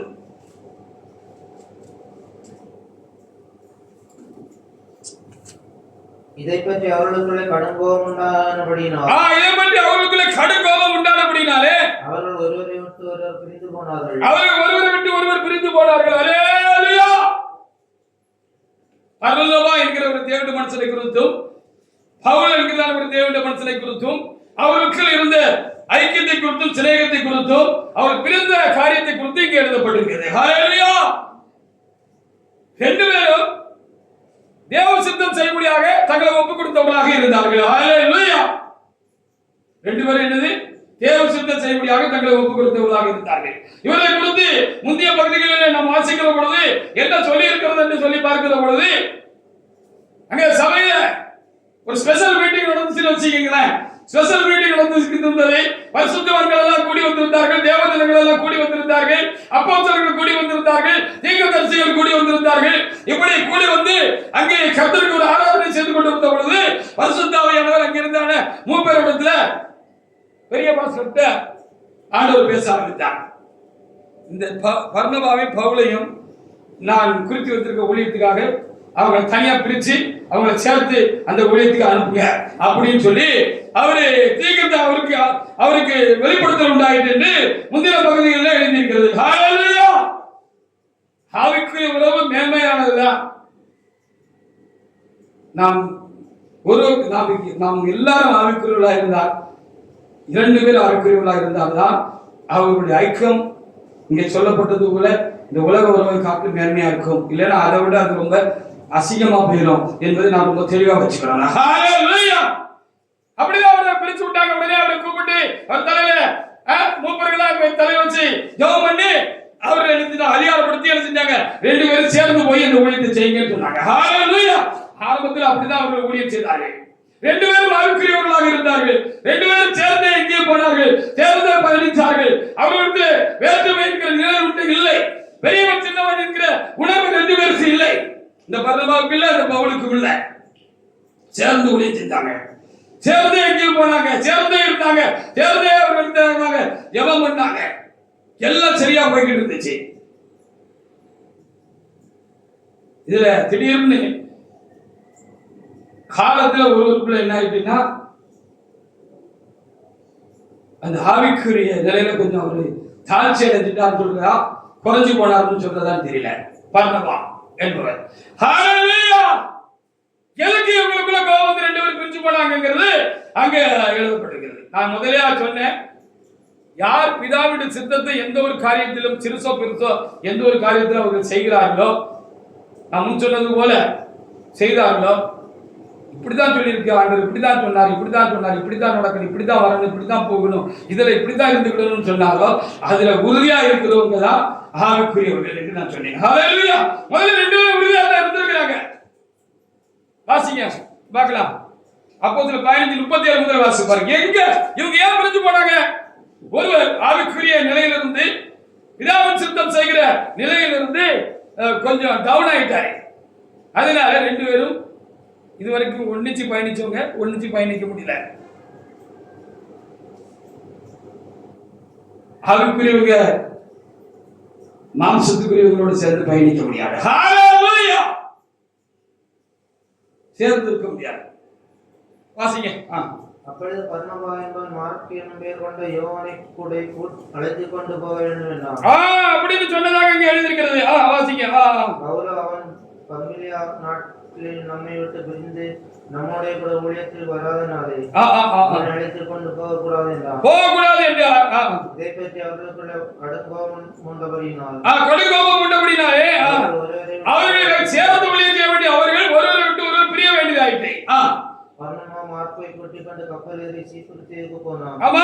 பவுல் சீலாவை தெரிந்து கொண்டு சகோதரராகிய தேவனிடத்தில் ஒப்பிக்கப்பட்டு புறப்பட்டு சீரியாவும் சிலிசிலியாவும் தெரித்து சபைகளை திட்டப்படுத்தினான். ஏன் இப்படியாக நடந்துச்சுன்னு சொல்லி இந்த மார்க் என்னப்பட்ட இந்த யோவானை குறித்து ஏன் இவரை கூட்டிட்டு போன பர்னபாவுக்கு ரொம்ப ஆர்வம் காட்டினாரு, முஸ்தீபு காட்டினாரு அப்படின்னு சொல்லி இதை பத்தி தெரிஞ்சுக்கணும்னா சரித்திரத்தையும் நம்ம தெரிஞ்சுக்கணும். ஹல்லேலூயா. இந்த சொல்லப்பட்டிருக்கிறது அல்லவா, மார்க் என்ன பேர் கொண்ட இந்த யோவான் வந்து மாம்சத்தின்படி உறவின்படி இந்த பர்னபாவுக்கு ரொம்ப நெருக்கமானவங்க. ஹல்லேலூயா. ரொம்ப நெருங்கிய உறவுக்காரன். ஊழியத்தில் அவங்க வருகிற பொழுது இவருக்கு உதவிக்காரராக அவர் வந்தாரு. திடீர்னு சொந்த காரியத்தை முன் வச்சு கட்டட காரியத்துல அவர் குறையப்பட்டு எது செஞ்சுட்டாரு, தொடர்ந்து ஊழியத்தில் இல்லாம அவரு கடந்து போயிட்டார். அவர் ரொம்ப நெருங்கின சொந்தங்கிற நமக்கு வேண்டப்பட்டாரு அப்படிங்கிற அந்த உணர்வு தேவசித்தத்தை காட்டிலும் பர்னபாவுக்குள்ள கொஞ்சம் மிஞ்சி முன்ன நின்று இருக்கு. அதனாலதான் இல்ல அவர் தான் கூட்டிட்டு போகணும் இருக்காரு. இல்ல கர்த்தர் யாரும் தெரிஞ்சு கொண்டிருக்கிறாங்க அவங்களை கூட்டிட்டு போகன்னு சொல்லி ஆவிக்குரிய மனுஷனாகிய பவுல் சொன்னார். இப்போ இவர் கொஞ்சம் ஆவிக்குரிய மனுஷனா இருந்தாலும் இந்த இடத்துல ஒரு தடுமாறிட்டார். ஹல்லேலூயா. இப்படி நம்ம தடுமாறி விடுவோம் என்று சொன்னால் நாம் என்ன செய்ய முடியாது. ஒருவர் நாம் தொடர்ந்து ஒரே ஐக்கியமா இருந்து ஆவிக்குரியல இருந்து பயணிக்க முடியாது. பிரிவினைகளுக்கு இப்படி காரணம் இருக்கிறது. ஹல்லேலூயா. விளங்கிட்டா? சுயசித்தம் ஆவிக்குரியவர்களை பிரித்து விடும். சுயசித்தம் என்னைக்கு நான் செய்ய ஆரம்பிச்சுட்டேன்னா கர்த்தரின் சித்தத்தை முன்வைத்து நடக்க வேண்டிய ஒருவர் அதை பின்னுக்கு தள்ளி தம்முடைய இஷ்டப்படி விருப்பப்படி அவர்கள் நடக்க வேண்டும், ஊழியம் செய்ய வேண்டும் என்று எப்பொழுது உலக உறவுகளுக்கும் உலக பிரகாரமாக வருகிற மகிமைகளுக்கு முக்கியத்துவம் கொடுத்து தேவ சித்தத்திற்கு பின்னால தள்ளிட்டாங்க அப்படின்னு சொன்னா அவங்க ஆவிக்குரியவங்களா இருக்க முடியாது. ஆவிக்குரியவங்களும் தொடர்ந்து என்ன செய்ய முடியாது, பயணிக்க முடியாது. ஹல்லேலூயா. அப்படின்னு நமக்கு இந்த வேத பகுதி என்ன செய்யணும், போதிக்க. அப்ப எந்த ஒரு காரியத்தையும் பிதாவின் சித்தத்தை முன்வைத்துதான் ஒரு தேவனுடைய மனுஷன் ஊழியம் செய்கிறவங்களும் ஓடணும், ஆவிக்குரியவங்களும் நம்ம நடக்கணும். ஹல்லேலூயா. நமக்கு இப்படி கர்த்தர் சொல்லி இருக்கிறாரு, இதான் இந்த காரியம், இப்படிதான் நம்ம இந்த காரியத்துல செய்யணும் நடக்கணும்னா அதுக்கு அதுல மாம்சம் முந்திரக்கூடாது, சுயம் முந்திரக்கூடாது. சுயமும் மாம்சமும் முந்திக்கிட்டு சொன்னா நம்ம ஆவிக்குரிய இருந்து விழுந்துட்டோம் சொல்லி அர்த்தம். ஹல்லேலூயா. ஆவிக்குரியவர்கள் நிலையை நம்ம இழந்துட்டோம் சொல்லி அர்த்தம். இதனாலதான் நிறைய குழப்பம் வந்திருக்கு. உங்களுக்கு புரியுதா? ஹல்லேலூயா. பர்னபா என்ன செஞ்சாரு, மார்க்கு சொந்தக்காரன் சொல்லி மாம்சத்தின்படி நமக்கு இதான் அவனை தான் கூட்டிட்டு போகணும்னு சொல்லி அவர் என்ன கூட்டிட்டு போனாரு. ஆனா பவுலோ கிருபையினால தேவன் தெரிந்து கொண்டுதானே சீலாவை தெரிஞ்சுக்கிட்டு போனார் அப்படின்னு சொல்லப்படுது. ஹல்லேலூயா. நம்ம ஆவிக்குரியவங்களா இருக்கிற வரைக்கும், 2 பேரும் ஆவிக்குரியவங்களா இருக்கிற வரைக்கும், ஒரு முழு சபையும் ஆவிக்குரிய நிலையில இருக்கிற வரைக்கும் ஒற்றுமை ஐக்கியமும் அன்பும் அங்கே இருக்கும், பிரிவினைகள் அங்கே உண்டாகாது. ஹல்லேலூயா. அது 2 பேர்ல தொடங்கி பெருங்கூட்டமாக அது தொடர்கிறது அல்லது முடிகிறது என்று சொல்லி நாம் எடுத்துக்கொள்ளலாம். அப்ப ஆவிக்குரியவர்கள் தான் பெருசுன்னு சொன்னாரு. அந்த உலக உறவை காட்டிலும் இது கேவலமானதுன்னு நம்ம என்ன செஞ்சு கூடாது, நம்ம நடந்து அதை அசிங்கப்படுத்திடக்கூடாது. அதுக்காக நீங்க ஆவிக்குரியவங்களா இருக்கீங்க, பிதாவின் சித்தம் செய்கிறவங்களா இருக்கீங்க, எதனால ஆண்டவர் சொல்றாரோ அதுதான் செய்வேன்னு உறுதியா இருக்கிறீங்க. எனக்கு அதுல உடன்பாடு இல்லைன்னா நான் விழுந்து போயிட்டேன், ஆவிக்குரியவர்களிருந்து விழுந்து போயிட்டேன், என் கூட உங்களால பயணிக்க முடியாது, உங்க கூட நான் பயணிக்க முடியாது. ஹல்லேலூயா. அப்ப என்னன்னா ஆவிக்குரியவங்களும் ஆவிக்குரிய கூட்டமும் தான் ஐக்கியமா ஒண்ணாம இருக்க முடியும். அப்ப ஆவிக்குரிய காலத்துல விழுந்து போனவங்களும் தொடருவாங்க. ஆனா நான் சொன்னது போல ஒரு பாத்திரத்துல எண்ணெயும் தண்ணியும் சேர்த்து ஊத்தினீங்கன்னா எண்ணெயும் தண்ணியும் ஒட்டாது. அது எவ்வளவுதான் நீங்க அதை கலக்கினாலும் அதை ஒன்னாக்கணும்னு நீங்க பிரயாசப்பட்டாலும் அது சேராதுங்கிற மாதிரி மனதளவுல இவங்க ஒரு பிரிச்சு தான் போய்கிட்டு இருப்பாங்க இந்த மாம்சத்துக்குரியவர்கள். ஹல்லேலூயா. நாம் மாம்சத்துக்குரியவர்களாக இருக்கிறோமா ஆவிக்குரியவர்களாக இருக்கிறோமா என்று நாம் ரொம்ப கவனிக்க வேண்டியதா இருக்கிறது. மத்தேயு 7ஆம் அதிகாரத்துல 21வது வசனத்தை வாசிங்க. அப்போ எதுக்கு நம்ம ஆவிக்குரியவர்களா இருக்கணும்? ஆவிக்குரிய உறவுகளோடு கூட ஐக்கியமா இருக்கணும். நாம் ஒருவருக்கு ஆவிக்குரியவர்களாக ஐக்கியமா அன்புள்ளவர்களாக இருக்கணும் அப்படின்னு சொன்னா பிதாவின் சித்தம் யார் செய்கிறார்களோ அவர்கள் தான் ஆவிக்குரியவர்கள் தான் மோட்சத்துக்கு போவாங்க. ஹல்லேலூயா அப்படின்னு எழுதிருக்கு பாருங்க. மத்தேயு 7:21 வாசிங்க. பரலோகத்தில் பிதாவின் சித்தப்படி செய்கிறவனே பரலோக ராஜ்யத்தில் பிரவேசியான் எல்லாமல். ஆமா ஆமா. என்னை நோக்கி கர்த்தாவே கர்த்தாவே என்று சொல்லுகிறவன் அதில் பிரவேசிப்பதில்லை. பிதாவின் ஆண்டவர் யார் தாயார் யார் சகோதரன் யார் சகோதரி என்று கேட்டு அதுக்கு விடை சொன்ன பொழுது பிதாவின் சித்தப்படி செய்கிறவன் எவனோ அவனே எனக்கு தாயும் சகோதரன் சகோதரியா இருந்தான்னு சொன்னாங்கல்ல. அப்ப ஆவிக்குரியவங்க தான் இங்கே ஒருவரோடு ஒண்ணா ஐக்கியமா இருந்து மோட்சத்துக்கும் போக முடியும் சொல்லப்படுறது. ஹல்லேலூயா. ஆவிக்குரிய நிலையை நீங்கள் விட்டு விடுவீர்கள் என்று சொன்னால் யார் விட்டு விட்டாலும் சரிதான். பிதாவின் சித்தம் செய்கிறதிலே உறுதி இல்லாமல் போய்விடுவார்கள் என்று சொன்னால், சுய சித்தத்துக்கு இடம் கொடுத்து விடுவார்கள் என்று சொன்னால், தடம் புரண்டு விடுவார்கள் என்று சொன்னால் வண்டி கவுந்துடும். ஹல்லேலூயா. அதுக்கப்புறம் அந்த வண்டி என்ன செய்யாது, தொடராது என்று சொல்லப்படுகிறது. கடைசி வரைக்கும் நம்ம ஆவிக்குரியவர்களா இருந்தாதான் இந்த உறவு நிலைக்கும், ஆவிக்குரிய உறவும் ஒருத்தரோட ஒருத்தர் ஐக்கியம் அன்பும் உறவு நிலைக்கும், நம்ம மோட்சமும் போய் சேர முடியும்னு இங்க ரொம்ப தெளிவாக என்ன செய்யப்பட்டிருக்கிறது, எழுதப்பட்டிருக்கிறது. ஆவிக்குரியவர்களுக்கு சொந்த பிள்ளைகளை காட்டிலும், சொந்த குடும்பங்களை காட்டிலும், சொந்த உறவுகளை காட்டிலும் பிதாவின் சித்தம் செய்கிறவர்கள் தான் நெருங்கிய உறவாக இருந்தார்கள் என்று எழுதப்பட்டிருக்கிறது. ஹல்லேலூயா. ஆவிக்குரிய பரிசுத்தவான்களுடைய நிலை அப்படித்தான் இருந்தது ஆதி திருச்சபையில. யார் கிட்ட நெருங்கின ஐக்கியம் வச்சிருந்தாங்க? துட்டு நிறைய வச்சிருக்க வேண்டியா? ஹல்லேலூயா. இப்போ இந்த ஆவிக்குரிய ஊழியக்காரன்னு போர்வையில போர்வை போத்துக்கிட்டு இருக்கிற ஊழியக்காரங்க உள்ளே அப்படிதான் இருக்குன்னு என்ன வேண்டியது இருக்கிறது. ஹல்லேலூயா. துட்டு இருக்கிறவங்க கிட்ட நெருங்கின ஐக்கியம் இருக்கு. இல்ல கிளம்புறவங்க கிட்ட நெருங்கின ஐக்கியம் இருக்கு. துட்டு இல்லாதவன், டப்பு இல்லாதவன், ஏழை எளியவன், அவனோட முகதரிசனம் கிடைக்கிறதே ரொம்ப கஷ்டம். இவன் எப்போ வேணாலும் உள்ள வரைக்கும் போகலாம், வெளியே வரலாம், உள்ளேயும் போகலாம். இதெல்லாம் ஆவிக்குரியவர்களுடைய நிலை. ஹல்லேலூயா. அப்ப ஆவிக்குரியவர்களுக்கு என்ன எப்படி இருந்தாங்க, ஆவிக்குரிய தேவனுடைய மனுஷர்கள் எப்படி இருந்தார்கள் அப்படி சொன்னா, அவர்களுக்கு சொந்த உறவுகளை காட்டிலும் ஆண்டவர் சொன்னது போல பெறாத ஆவிக்குரிய பிள்ளைகள் தான் பெற்ற பிள்ளைகளை காட்டிலும் மேன்மையாக இருந்தார்கள். ஹல்லேலூயா. அதனால கர்த்தருக்கு இந்த பிரசங்க வாக்கியத்தில் இப்படி சொன்னார், வெளியே நிற்கிற என்னை நெருங்கின உறவை காட்டிலும் உள்ளே இருக்கிறவங்க தான் எனக்கு ரொம்ப நெருக்கமானவங்க. அவங்க எல்லா காரியத்திலும் என் கூட சேர்ந்து பயணிக்க மாட்டாங்க, பிடிச்ச காரியத்தில் என் கூட சேர்ந்து வருவாங்க. ஒரு காரியம் பிடிக்கலைன்னா என்னை விட்டுட்டு போயிடுவாங்க. ஹல்லேலூயா. என்னை ஏற்றி நிற்பாங்க. நம்மளோடு ஒத்து போகாத உறவுகள் எத்தனை எத்தனை பல பல சந்தர்ப்பங்கள்ல மனைவியால புருஷன் கூட ஒத்து போக முடியல, புருஷனால மனைவி கூட ஒத்து போக முடியல, ஹalleluya, பிள்ளைகளால பெற்றோர் கூட ஒத்து போக முடியல, சகோதரனுக்கு சகோதரன் ஒத்து போக முடியல தானே.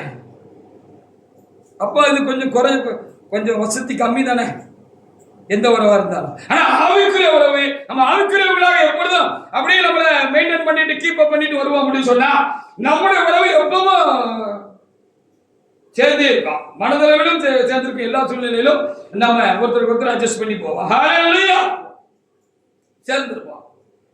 அவங்க தான் அவங்களுக்கு பிள்ளைகளை போல இருந்தாங்க, பெற்ற பிள்ளைகளை காட்டிலும் பெருசா இருந்துச்சுன்னு சொல்லலாம். வாசித்து பாருங்க 1 தீமோத்தி 1:18, 1 தீமோத்தி 1:18.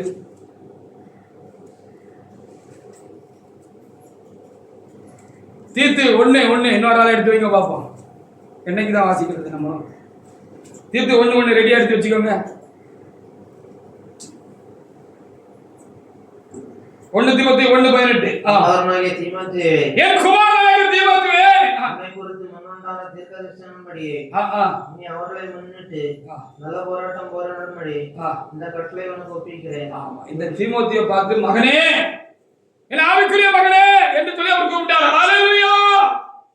அவருக்கு கல்யாணம் ஆச்சோ இல்ல கல்யாணம் ஆச்சு காய் பிள்ளைய பொண்டாட்டி இழந்து போனாரோ, பிள்ளை குட்டி எல்லாம் கிடையாதுன்னு தெரியல.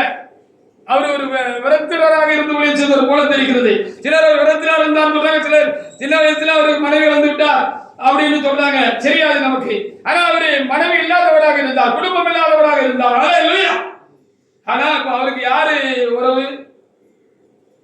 அங்க இருந்த அவரு மாதிரியே பிதாவின் சித்தம் செய்யக்கூடிய ஒரு ஆவிக்குரிய மனுஷன் தான், ஒரு தேவனுடைய பிள்ளை தான். அவருக்கு நெருங்கின உறவா இருந்திருக்கு.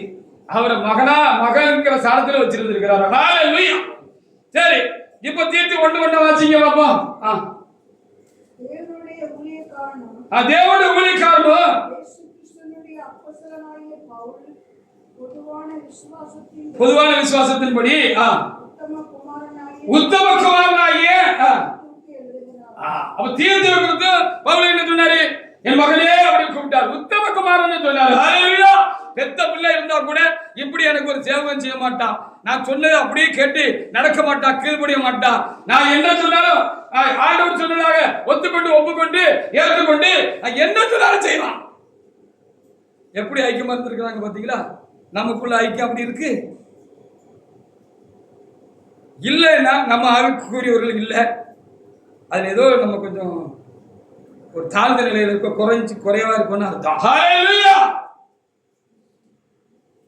சரி, இவர் தான் அப்படி சொன்னார். 1 பேதுரு 5:13 வாசி பாருங்க. அங்க மார்க்கோவை பார்த்து பேதுரு என்ன சொன்னாரு? அவரு என்னுடைய குமாரன் சொன்னார்.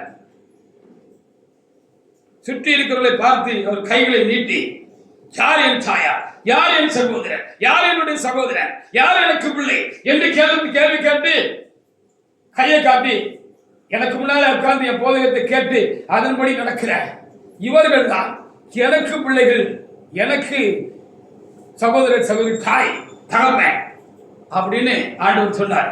எவ்வளவு மேலான வசதியான காரியம் பார்த்தீங்களா? நம்முடைய குடும்ப உறவுகள் குறைத்து மதிப்பிடவில்லை. ஆனாலும் அதை காட்டிலும் இந்த ஆவிக்குரிய ஐக்கியமும் உறவும் தருகிற அந்த நெருக்கமும் காரியமும் இதுக்கு இல்லைன்னு சொல்லிட்டு போயிருக்கிறாங்க. நாம் ஐக்கியமா இருக்கிறோமா, அன்பா இருக்கிறோமா, எப்பொழுது ஒன்றா இருந்திருக்கிறோமா, ஒன்றா ஏன் இல்லாமல் போனோம்? அதற்கு காரணம் என்ன? ஒருவர் போதனை கேட்டு அதன்படியே தன் வாழ்க்கை ஒப்புக் கொடுத்து நடந்தார். அவர்கள் பிதாவின் சித்தம் செய்கிறவர்கள், அவர் ஆவிக்குரியவர்கள். ஒருவர் போதனை கேட்டும் போதத்தின்படி நடக்கிற போதனை கேட்டு நீங்க அந்த போதனை உள்வாங்கி எல்லா சூழ்நிலையும் அப்படியே நீங்க ஆவிக்குரியவர்களாக உங்களை காத்துக்கிட்டீங்க. ஆவிக்குரியவர்களாக இருந்த போதித்த நான் என்ன செஞ்சுட்டேன்? காலத்துல போதித்ததை விட்டுட்டேன். ஹல்லேலூயா. ஏதோ ஒண்ணு தேவ சித்தத்தை காட்டிலும் எனக்கு முக்கியமானதா போயிட்டு காலம் செல்ல அதனால நான் இழுக்கப்பட்டு போனேன். அதுக்கு பின்னால நான் பார்க்க ஆரம்பிச்சுட்டேன். ஹல்லேலூயா. அதற்காக இந்த மேலான இந்த மண்ணுக்காக மாணிக்கத்தை விட்டு விடுவான்னு ஒரு பாட்டு உண்டு தானே? இயேசுவை போல அழகுள்ள யாரையும் இப்போவிடில் இதுவரை காண்பதும் இல்லை. இயேசுவை போல அழகுள்ள கோவிடில் இதுவரை காண்பதும் இல்லை. கோவிலந்தன் வாழ்க்கையது நீரை போதும் வேற வேண்டாம். நண்பர் இயேசுவே மண்ணுக்காக ஆமென். இன்னுக்காக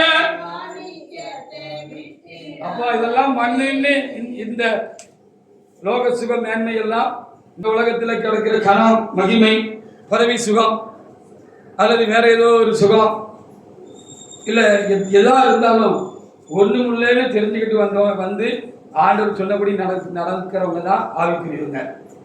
அதை இடையில மறுபடியும் இதனுடைய தாக்கம் நம்மளை தாக்கிட்டு இதற்காக பெருசா நமக்கு திரும்பவும் அது மேல ஒரு இழுப்பு உணர்வு ஒரு பிடிப்பு உண்டாயிட்டு வச்சுக்கோங்களேன்.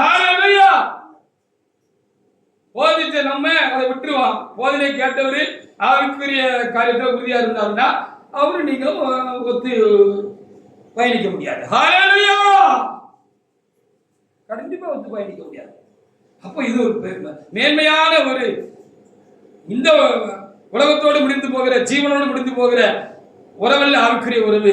அது மோட்சத்திலும் நித்திய காலமாக தொடர்கிற உறவாயிருந்தபடினால்தான் அதனுடைய மேன்மை என்ன என்பதை கர்த்தர் இப்படி சொல்லிட்டு போனார் அப்படின்னு சொல்லப்பட்டிருக்கு. என்ன சொல்ல வந்தார்? இதைத்தான் சொல்ல வந்தார். ஹல்லேலூயா. அது ஏன் நிக்க மாட்டேங்குது நினைக்க மாட்டேங்குன்னு சொன்னா ஒரு ஆவிக்குரியவரா இருக்கிறா ஒரு ஆவிக்குரிய கருத்தை விட்டுட்டாங்கன்னு சொல்லி கூட நம்ம என்ன செய்யலாம் எடுத்துக்கலாம். 1 Peter 5:13 வாசிக்க பார்ப்போம்.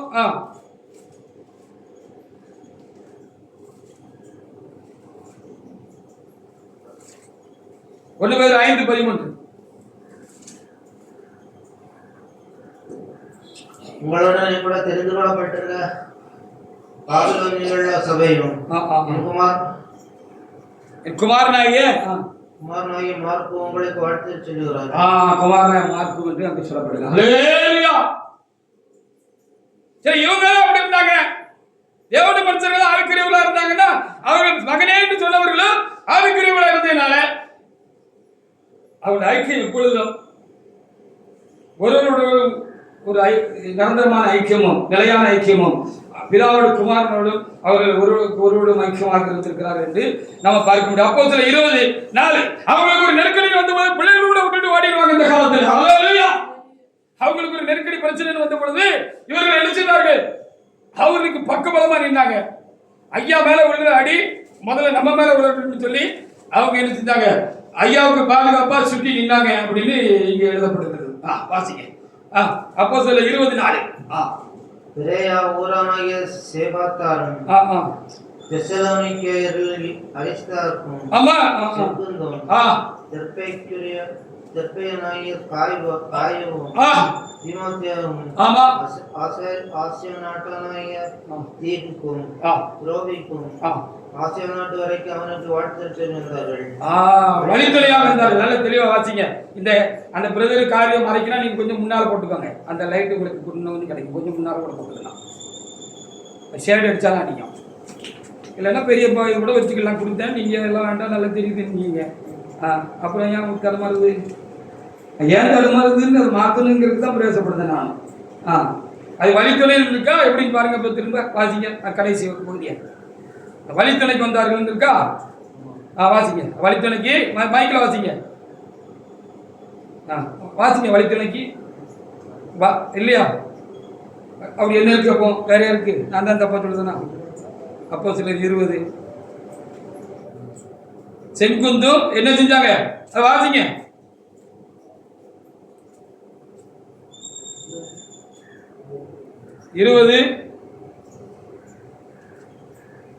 பெரேயாவுடனாக சோபத்தனும் தெசலோனிக்கேயரில் அரிஸ்தார்க்கும் செங்குந்தும் தெர்பேயனாகிய காயுவும் தீமோத்தேயும் ஆசியா நாட்டாகிய திகிக்கும் துரோபீமும் ஆசியா நாடு வரைக்கும் அவனுக்கு என்ன இருக்கு? வாசிங்க. சும்மா தைரியமா வாசிங்க. வழித்துணையாய் வந்தார்கள் இருக்கு அப்போஸ்தலர் 24. வழித்துணையா வந்தார்கள் தானே இருக்கு. வழித்துணையாய் வந்தார்கள். அவங்க பாடி கார்டா வந்தாங்கன்னு கருதப்பட்டிருக்கு. ஹalleluya. அவளுக்கு போலப்படலாம் எதிர்ப்பு இருந்தது. அவர் சத்தியத்தை பேசினார். சத்தியத்துக்கு யார் விரோதிகளாக இருந்தார்களோ அவருக்கு விரோதமாய் கூட்டம் கூடினார்கள். அவரை கொலை செய்ய வேண்டும் என்று கங்கணம் கட்டி அவரை பின்தொடர்ந்துகிட்டே இருந்தாங்க. ஐயாவுக்கு என்ன ஆபத்து வந்துடக்கூடாதுன்னு சொல்லி இவருக்கு இந்த ஆவிக்குரிய குமாரர்களாய் சகோதரராய் இருந்த இவர்கள் என்ன செஞ்சாங்க, அவருக்கு பாடி கார்டா கூட போனாங்கன்னு சொல்லியிருக்கிறார். ஹalleluya. அப்படி நிறைய நம்ம பார்த்துக்கிட்டே ஒரு கலாத்தியர் 4:14-15 வசனத்தை வாசித்து பாருங்க. கலாத்தியர் 4:14-15.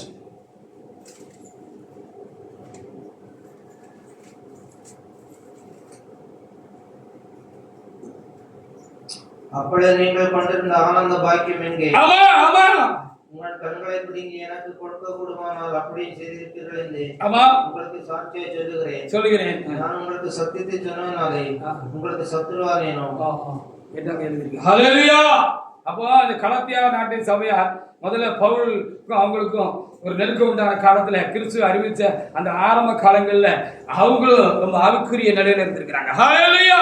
அவங்க ரெண்டு பேருக்குள்ள அந்த கலாத்தியா சபையாருக்கும் அந்த பவுலுக்கும் ஒரு ஆவிக்குரிய நெருக்கம் உண்டாயிருக்கிறது, உறவு உண்டாயிருந்திருக்கிறது. ஹalleluya. அவருக்கு கண்ணில் ஏதோ ஒரு பிரச்சனை இருந்திருக்கிறது.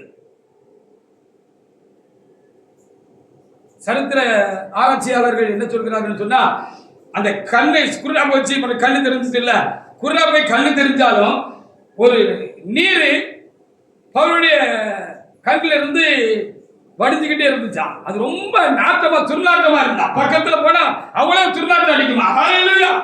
அப்படி ஒரு வருத்தமான ஒரு சூழ்நிலை இருந்தனால்தான் அவர் தேவனத்துல நான் 2 விஷயம் 3 விஷயம் சொல்லி எழுதுகிறாரு. நான் ஒரு விண்ணப்பிச்சேன், இந்த கண்ணை திறந்தீங்க சாமி, இப்படி ஒண்ணு எனக்கு ரொம்ப வருத்தமா ஒண்ணு இருக்கு, ரொம்ப நாற்றமா ஒண்ணு கண்ணில் இருந்து நீர் வடிச்சுக்கிட்டே இருக்கு, இது மாறணும்னு ஜெபம் பண்ண போதெல்லாம் இருக்கட்டும், அது குறித்த காலம் வரைக்கும் இருக்கட்டும், கொஞ்சம் பலவீனத்திலே பலன் பூர்ணமாக அவளுக்கு கர்த்தர் சொன்னதாக அவர் எழுதி வச்சிருக்கிறார். இப்போ முதல் நேரம் போகும்போது அப்படி இருந்துச்சு, 2ஆம் நேரம் போகும்போது அது சுகமாயிட்டு.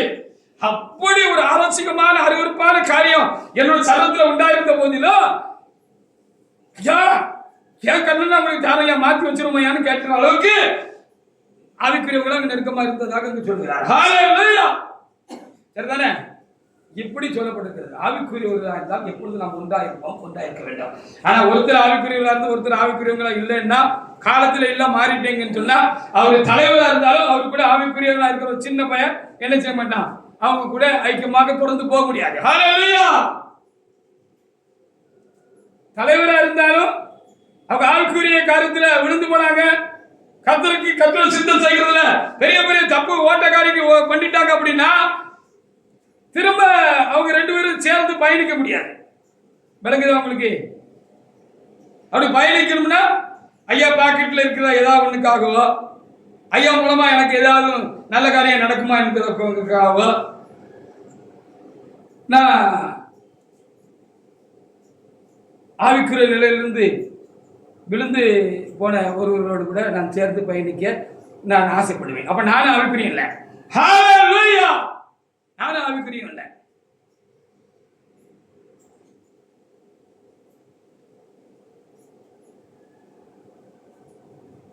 மத்தேயு 22:29-30.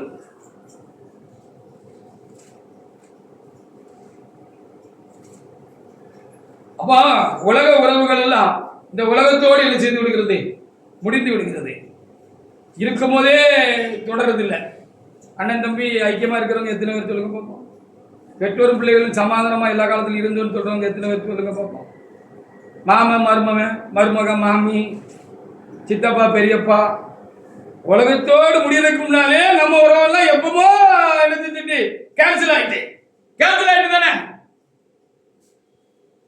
ஆனா ஆவிக்குரியவங்களா இருந்தா ஆவிக்குரியவங்களோட ஆவிக்குரிய கூட்டத்தார் ஆவிக்குரியவங்களோட இங்க மாத்திரம் ஐக்கியமா இருக்கிறது மாத்திரம் இல்ல, அங்கேயும் ஐக்கியமா இருப்பாங்கன்னு சொல்லப்படுது. வாசிக்க மத்தேயு 22:29-30.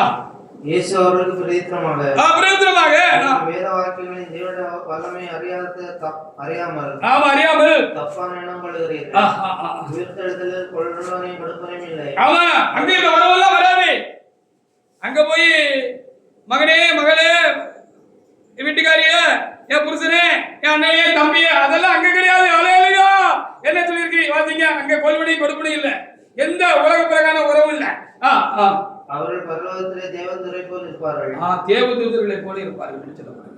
இங்க லூக்கா 34ல லூக்கா 20ல 34 முதல் சில வசனங்களை வாசித்து பாருங்க.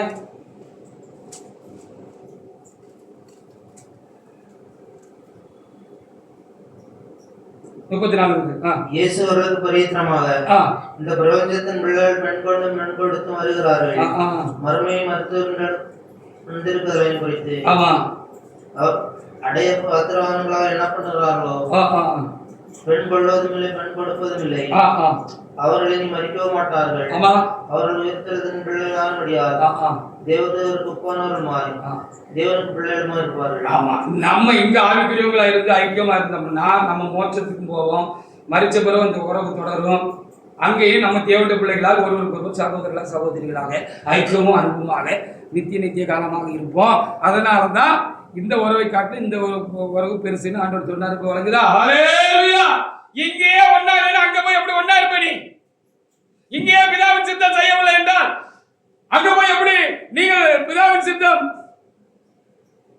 செய்து முடித்தவர்களாக அங்க போய் சேருவீங்க? ஹல்லேலூயா. பிதாவின் சித்தம் செய்கிறது ஒன்றே தன் வாழ்க்கையிலே நோக்கமாக குறியா இருக்கிறவர்கள் பிதா சித்தம் செய்யாதவர்களோட பயணிக்க முடியாது.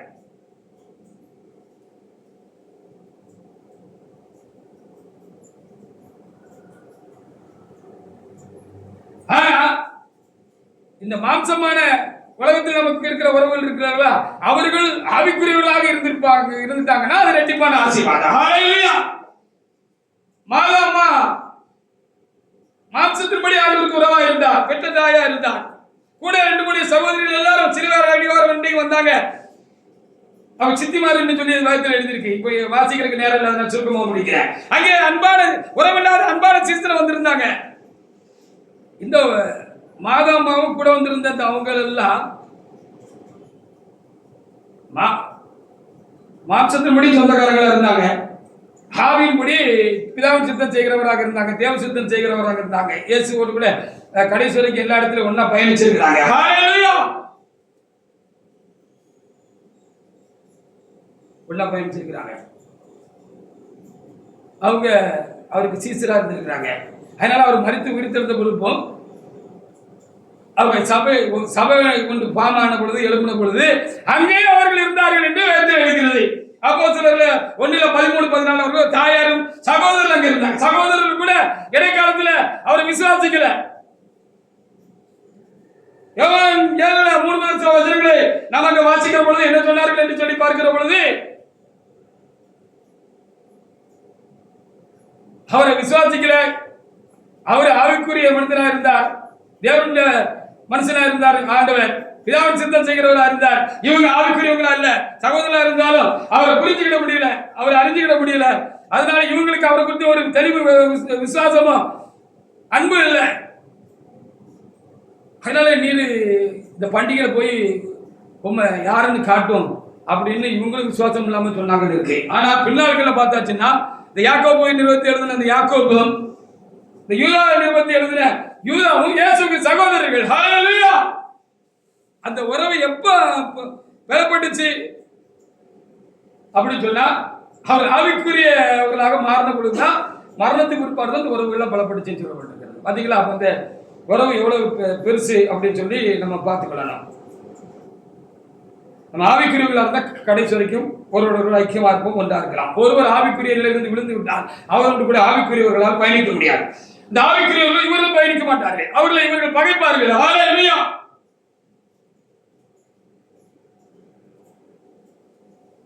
ஆவிக்குரியவங்க மனசு சொல்றபடி, மாம்சம் சொல்றபடி, தங்களுக்கு சரி என்று படுகிறபடி, சொந்த விருப்பப்படி நடக்க மாட்டார்கள், ஊழியம் செய்ய மாட்டார்கள். இப்போ ஒரு கேள்வி அதிகமாக கேட்கப்படுகிறது. இதை சில காரியங்களை மாத்திரம் கேட்டு நான் என்ன செஞ்சிடறேன், இப்ப முடிச்சிடுறேன். என்கிட்ட சிலர் கேள்வி கேட்கிறாங்க. எனக்கு அருமையானவங்க, அன்பானவங்க, நெருக்கமானவங்க எல்லாம் அடிக்கடி கேள்வி கேட்காங்க. மற்றவங்க கேட்டாங்கன்னு சொல்லி ஒரு கேள்வி உங்க உள்ளத்துக்குள்ள இருக்கு, ஒரு கேள்வி உள்ளத்துக்குள்ள இருக்கு, அதை கேட்டுக்கிட்டே இருக்கிறாங்க. ஹல்லேலூயா. குறையில்லாத மனுஷன் யாரு? என்கிட்டயும் குறை இருக்கு, உங்ககிட்டயும் குறை இருக்கு, அவர்கிட்டயும் குறை இருந்துச்சு, அவர்கிட்டயும் குறை இருந்துச்சு. எல்லாரும் குறை உள்ள மனுஷன் தான். அதனால மன்னிச்சு மறந்து அவங்க கூட இந்த ஆவிக்குரிய பாதையில இல்ல இந்த ஊழிய பாதையில அவங்க கூட நாம் ஏன் ஒன்னிச்சு பயணிக்க கூடாது, ஏன் சேர்ந்து போக கூடாது அப்படின்னு ஒரு கேள்வி இருக்கு, அநேகருக்குள்ளே இருக்கு, அநேகர் கேட்கிற கேள்வியுமா இருக்கு. இதுக்கு நான் ஒரு சரியான விட பதில் சொல்ல வேண்டிய இடத்துல நான் இருக்கிறேன்.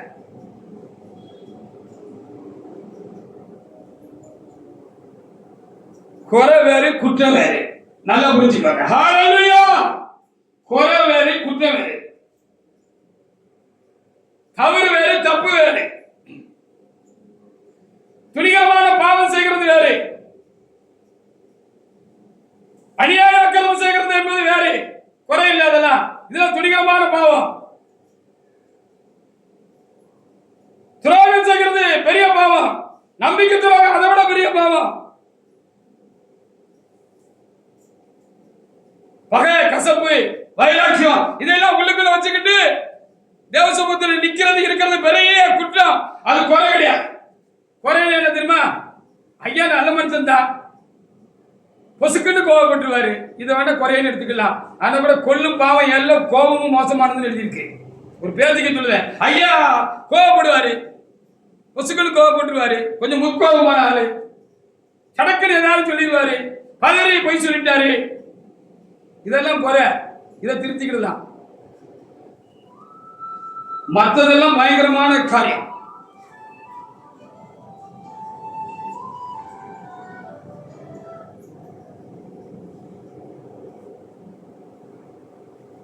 அப்ப பொருளாசை குறை கிடையாது, பதவி ஆசை குறை கிடையாது, பண ஆசை குறை கிடையாது. இதெல்லாம் நமக்குள்ள இருந்துச்சுன்னா நம்ம ஆவிக்குரியங்க கிடையாது. பிதாவின் சித்தத்துக்கு மாறாக பிதாவின் சித்தத்தை தொலைச்சி கட்டினவங்க அர்த்தம். மனிதாபிமானம் இல்லாத காரியத்தை செய்கிறது குறை கிடையாது. மனிதாபிமானம் விட்ட செயல் ஊழியத்தை ஆதாய தொழிலாக்கிட்டா அது குறை கிடையாது.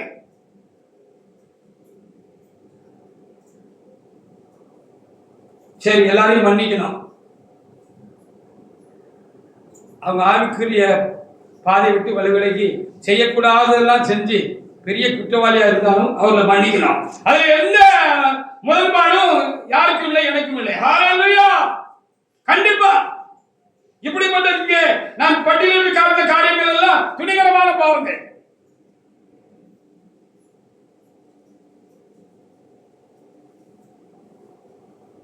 கண்டிப்பா அவங்களை மன்னிக்கணும்.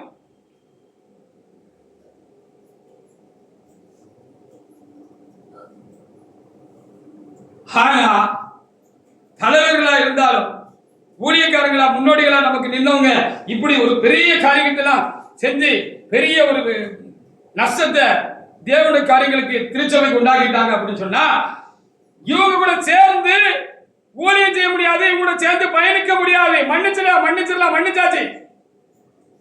ரெண்டுக்குள்ள வித்தியாசத்தை நீங்க உணர்ந்துக்கணும். ஹல்லேலூயா. ஒரு சராசரி மனிதனை காட்டிலும் கீழாக நடந்து முன்னோடிகளாக இருந்து தேவனை வழிநடத்த வேண்டிய தேவனுடைய மனுஷர்கள் ரொம்பவும் கீழ்த்தரமான ஒரு காரியத்தை செஞ்சு அசிங்கப்பட்டு தேவ சமூகத்தில் தேவனுக்கு இழுக்குண்டாக்கி, சபைக்கு இழுக்குண்டாக்கி மன்னிப்பு கேட்ட ஒரு கர்த்தர் மன்னிப்பார், நானும் மன்னிச்சுட்டேன். இவங்க கூட எப்படி தொடர முடியுங்கிறது தான் என்னுடைய கேள்வி. அதாவது ஆவிக்குரிய தேவனுடைய மனுஷர்கள் பிதாவின் சித்தம் செய்கிறவர்கள் சொன்னா எல்லாத்திலையும் நமக்கு மாதிரியாக இருக்கலாம். ஹல்லேலூயா. நமக்கு மாதிரியா இருந்திருக்கணும் எல்லா காலத்திலையும். விளங்குதா? ரெண்டு பேருக்கும், ரெண்டு தேவனுடைய பிள்ளைகளுக்கும் ஒரு சின்ன மனவர்த்தம் உண்டாயிட்டு, அப்ப மூணாவது ஒரு ஆள் அங்க தலையிடுதாரு, ஒரு இன்னொரு சகோதரன் தலையிடுதாருன்னு வச்சுக்கோங்களேன். அந்த ரெண்டு சகோதரையும் சமாதானப்படுத்தணும். எப்படி சமாதானப்படுத்தணும்? நம்ம ஐயாவை பாரு, அப்படின்னு சொல்லி தான் சமாதானப்படுத்தணும். ஐயாவே செய்யக்கூடாது தப்பெல்லாம் செஞ்சுட்டு மன்னிப்பு கட்டிட்டு அங்க இருக்காருன்னா அவரை மாதிரியா வச்சு ஓட முடியும், ரோல் மாடலை வச்சு ஓட முடியும், அவரோடு சேர்ந்து பயணிக்க முடியாது. ஹல்லேலூயா. அவர்கள் ஆவிக்குரிய நிலையிலிருந்து தலை குந்த தடுமாறி விழுந்திருந்தா கூட பரவாயில்ல, தெரிந்து துணிந்து தலை குந்த விழுந்து போனார்கள். ஹல்லேலூயா. இப்பொழுது கர்த்தர் மன்னிப்பு கேட்டு மன்னிப்பு பெற்றிருக்கட்டும், நாமும் மன்னித்து விடுவோம். நானும் மன்னித்து விட்டேன். இவங்க முன்மாதிரியா வச்சு இவங்களுக்கு முன்னால நான் ஆவிக்குரிய வாழ்க்கையில ஓட முடியாது, ஊழியம் செய்ய முடியாது. செய்ய முடியுமா? என்ன ஆண்டவரே இப்படி சொல்லிக்கிட்டு இருக்காங்க, திரும்ப திரும்ப மன்னிக்க சித்தம் இல்லாம மன்னிச்சுட்டப்பா. இப்ப என்ன அப்படி திரும்ப ஐக்கியம் எப்படிதான் ஆண்டவரே படுறது? அவங்க செஞ்ச கடுமையான காரியத்துல இருந்து இன்னைக்கு வரைக்கும் நான் தப்பிக்கிட்டு தேவனுக்கு பயந்து தேவ சித்தம் செய்து ஆவிக்குரிய தன்மையை காத்து வருகிறதுக்கு கர்த்தர் எனக்கு கிருபை இறக்கம் பாராட்டி இருக்கிறாருன்னா இப்படி சொல்கிறதாக கர்த்தர் மன்னிப்பாராக. நீ சொல்லுன்னு கர்த்தர் எனக்கு உணர்த்துன என்னால சொல்றேன். ஒண்ணு செய்யலாம், அவங்க பின்பற்றி நான் போக முடியாது. ஹல்லேலூயா. ஏன்னா அவங்க ஏற்கனவே படுகுழியில விழுந்து எந்திரிச்சிருக்கிறாங்க, அநேகரை இழுத்து போட்டுருக்காங்க.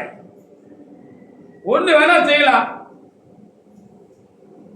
அவங்க என் கூட வந்தாங்கன்னா அவங்களும் நானும் சேர்ந்து கர்த்தரோட சித்தத்தை செய்யலாம். ஹல்லேலூயா. இதான செய்ய முடியும். அதுல தெளிவுள்ளவனாக நான் இருக்கிறேன். தெளிவில்லாதவர்கள் அங்கே எங்கேயும் அந்த பல்ட்டி அடிச்சுட்டு குழப்பிக்கிட்டு பல்ட்டி குமார் சொன்ன மாதிரி பல்ட்டி அடிச்சுக்கிட்டு அங்கே எங்க பல்ட்டி அடிச்சுக்கிட்டே இருக்கிறாங்க. நான் தெளிவுள்ளவனாக இருக்கிறேன். இவர்களை பின்பற்றி நான் இனி ஊழியம் செய்ய முடியாது, சபை நடத்த முடியாது, ஜனங்களை நடத்த முடியாது. அதனால நான் இப்படி இருக்கிறேன். ஆனால் தேவனுடைய பிள்ளைகளே, நாம் ஆவிக்குரியவர்களாக இருந்தால், நாம் ஒருவருக்கு ஆவிக்குரியவர்களாக இருந்தால் இந்த உலக உறவுகளை காட்டிலும் ஆவிக்குரிய உறவே மேன்மையானது என்று கர்த்தர் இந்த காரியத்தை விளங்கிக் கொள்ளும்படியாக சொன்னார். அதற்காக தேவனாய் கர்த்தருக்கு நன்றி செலுத்துகிறேன். ஆவிக்குரிய மனிதன் எல்லா காலத்திலும் நம்மை போல ஒத்த ஆவிக்குரிய மனிதர்களோடு ஆவிக்குரிய பிள்ளைகளோடு கூட சேர்ந்து பயணிக்க முடியும். அதில் ஒருவர் ஆவிக்குரிய நிலையிலிருந்து தடுமாறி தலகுந்தில விழுந்து விட்டார்கள், செய்யக்கூடாது செய்து விட்டார்கள் என்று சொன்னார். அவர்களோடு சேர்ந்து அவர்களை முன் வச்சு தொடர்ந்து நாம் என்ன செய்ய முடியாது, ஊழியம் செய்யவோ பயணிக்க முடியாது என்பதுதான் காரியம். ஆனபடினாலே நாம் எப்பொழுதும் ஆவிக்குரியவர்களாக இருந்து ஒருவரோடு ஒரு ஐக்கியமாக இருந்து கிறிஸ்துவின் அன்பை நாம் உலகத்துக்கு காண்பிப்போமாக. நம்மளோடு சேர்ந்து சக மனிதர்களையும் சக ஊழியக்காரர்களையும் தேவனை அறியாதவர்களையும் நாம் என்ன செய்வோம், நாம் அந்த மேலான அந்த ஐக்கியத்துக்குள்ளாக மேன்மைக்குள்ளாக நாம் வழி நடத்துவோமாக. எப்படி பார்த்தாலும் உலகத்தில் நாம் கொண்டாக இருக்கிற எல்லா ஊர்களை காட்டலாம். ஆவிக்குரிய உறவு சரியா இருக்குமானால் அது மேன்மை உள்ளது, அது நிலைத்திருக்கக்கூடியது. அது மரண பரியந்த மாத்திரமல்ல, அது மறுமையிலும் தொடரும், அதுவே நிச்சயமானது. அதனாலதான் சுற்றி இருந்த ஜனங்களை பார்த்து யார் எனக்கு தாயார், யார் எனக்கு சகோதரர் என்று கேட்ட ஆண்டவர் அவர்களே என்னுடைய தாயாரும் சகோதரன் சகோதரி பிள்ளைகளுமாய் இருக்கிறார் என்று சொன்னார்கள். அதுவே இந்த வேதாக புருஷர்களுடைய முன்மாதிரியான வாழ்க்கையா இருந்தது. அவர்களை பின்பற்றினவர்கள் அப்படி இருந்தார்கள். நாமும் அப்படி இருக்க தொடர்ந்து பிரயாசப்படுவோமாக. கடைசிக்கு ஆவிக்குரியவர்களாக இருப்போமாக, ஒருவரோடு ஐக்கியமாக இருப்போமாக. கர்த்தர் இந்த வார்த்தைகளை ஆசீர்வதிப்பாராக. நாம் தேவனாய்